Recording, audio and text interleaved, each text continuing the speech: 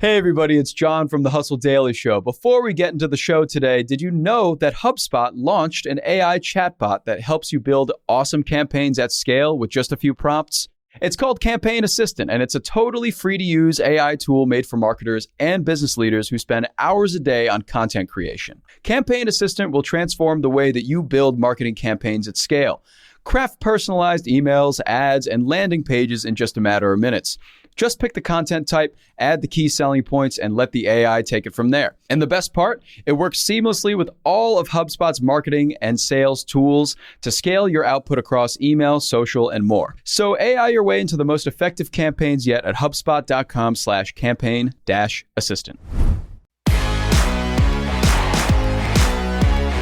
Howdy, folks. It is Thursday, April 20th. I'm Jacob Cohen here with Juliet, Bennett, Rylah, and you are listening to The Hustle Daily Show. Today, we're talking about Hershey, the confectionery known for chocolate bars, Kisses, Reese's, however you pronounce it, and all kinds of other sweets, has a rapidly growing billion-dollar business line that'll help balance out all those sugary flavors that has nothing to do with those sugary flavors. And we'll get into what that is. But first, let's take a look at what else is happening in the world of business and tech. Let's get crack-a-lack. All right, Juliet, what are you looking at today? I'm looking at Netflix. Netflix is finally shutting down its DVD by mail rental business. That was still a thing? Yeah, I mean, I haven't thought about that in truly years, but since its inception in March of 1998, they had sent over 5.2 billion DVDs out to various people. The first DVD they ever sent was a copy of Beetlejuice. The most requested was the sports film The Blind Side, apparently. Wow. But as we all know, that's really not the bulk of their business anymore. In 2022, it still generated $146 million in revenue. The estimation of the amount of subscribers there is something like 1.1 to 1.3 million.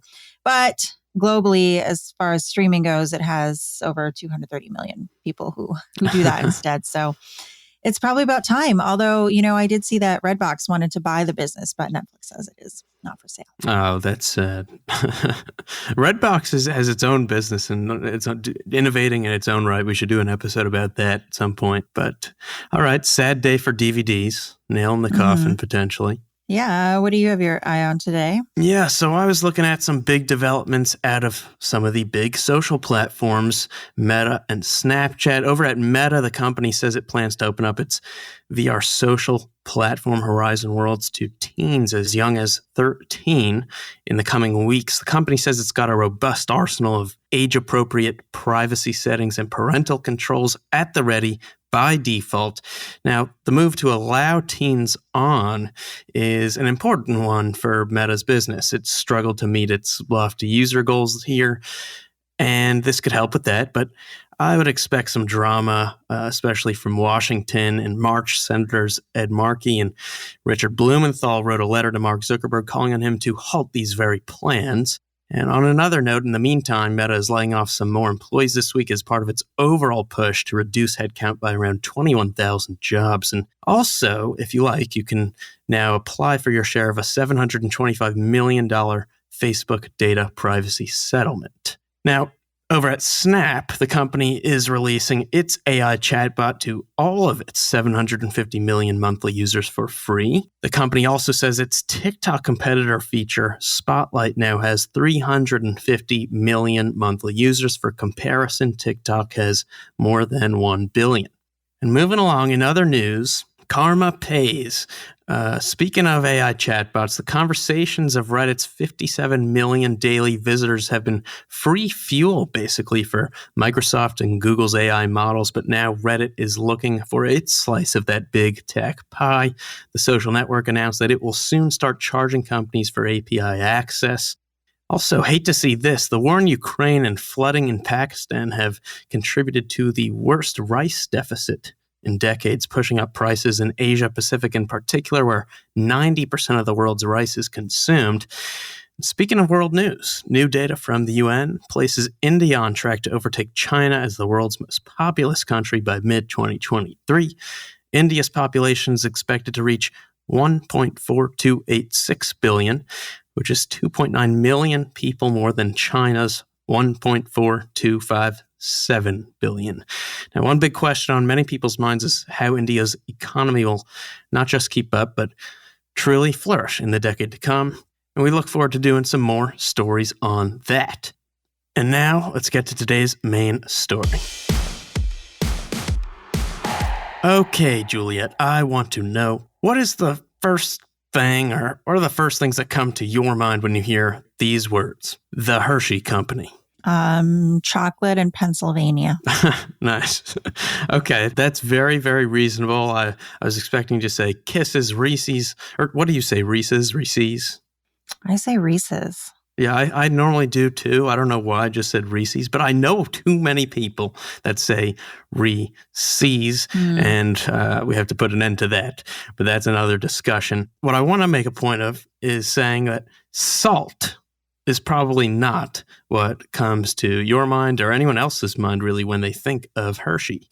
And yet the word salty appears some 51 times throughout the company's latest 10K form. So I just want to do a mini deep dive, or we can call it a shallow dive, into Hershey's move into salt as a way to make more sweet profits. So driving the news here is the development that Hershey recently purchased 2 popcorn plants to help meet the growth of its Skinny Pop brand. And there's a great report on this out of Food Dive. And I think for starters, something many people probably do not know in the first place is that Hershey owns Skinny Pop. The company acquired Amplify, which is Skinny Pop's parent company, for $1.6 billion back in 2017. That was the biggest deal in Hershey's history. The company also acquired Dots Pretzels in 2021 for $1.2 billion. Now, first, I think it's just awesome. There are billion-dollar pretzel companies out there. Second of all, primarily through these acquisitions, Hershey's salty snacks segment, which also includes treats like Pirate Booty, has now grown into a $1.2 billion business line, representing almost 11% of the company's total sales. And internal goals reportedly aim at 20% of sales within a decade. That's up from around 6.5% in just 2020. So really impressive stuff here. And the food is really living up to its name. The popcorners are popping. In 2017, Skinny Pop was seeing roughly $200 million in annual sales, and that's now nearing around $550 million.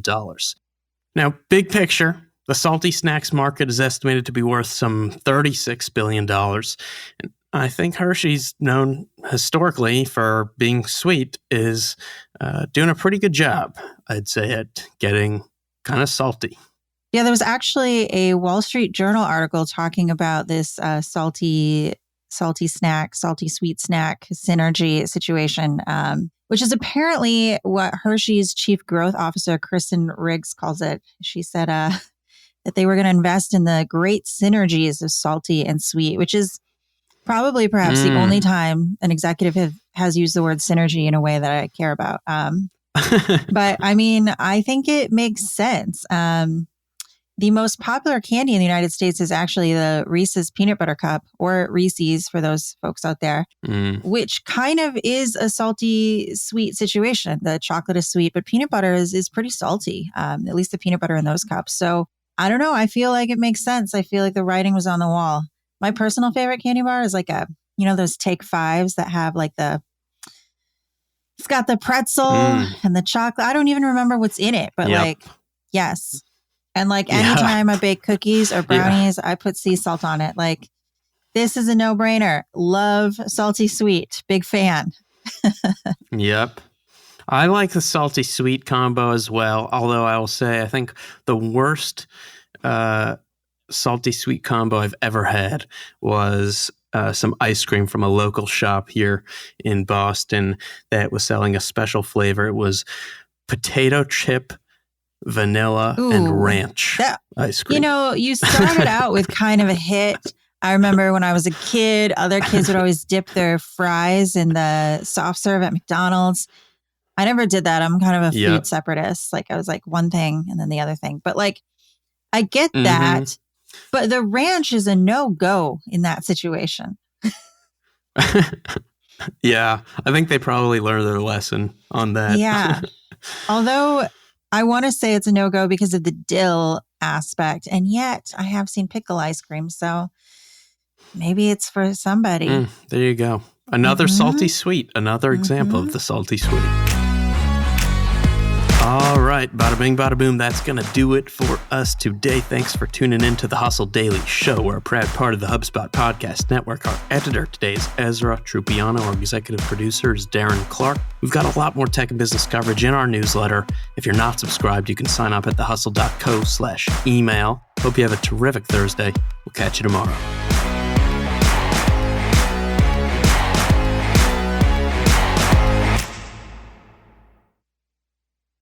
Hey guys, if you listen to the Hustle Daily Show on Google Podcasts, we want to let you know that the option will no longer be available pretty soon. Google is sunsetting its podcast app sometime in early 2024 in favor of YouTube Music, and we want to give you a heads up before it's too late since that time's almost here. The Hustle Daily Show is available everywhere and anywhere that you listen to podcasts like Apple Podcasts and Spotify. If you're using YouTube Music, we are there as well. If you're an Android fan, there are plenty of apps like Overcast, Pocket Casts, Player FM, and more. So just search for us wherever you decide to listen to your favorite podcasts.